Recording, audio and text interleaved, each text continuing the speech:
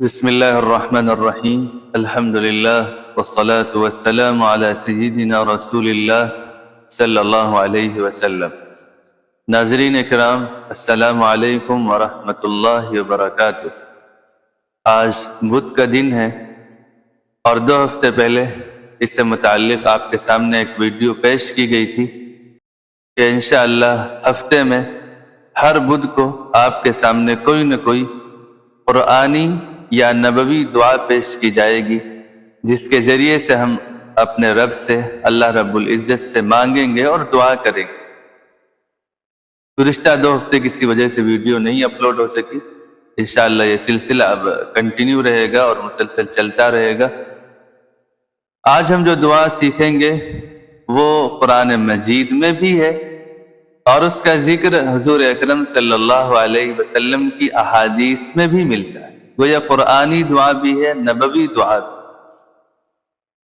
صحیح بخاری کی روایت ہے، صحیح مسلم میں بھی یہ روایت موجود ہے کہ کان اکثر دعاء النبی صلی اللہ علیہ وسلم یا کان اکثر دعوت یدعو بها النبی صلی اللہ علیہ وسلم، کہ وہ دعا جسے حضور اکرم صلی اللہ علیہ وسلم کثرت سے مانگتے تھے، اللہم ربنا آتنا فی الدنیا حسنہ وفی الآخرۃ حسنہ وقنا عذاب النار، وہ یہ دعا ہے کہ اے اللہ ہمارے رب پروردگار ہمیں اس دنیا میں بہتری عطا فرما، خیر عطا فرما، بھلائی عطا فرما، اور آخرت میں بھی بھلائی عطا فرما، وقنا عذاب النار، اور ہمیں دوزخ کے عذاب سے بچا دے۔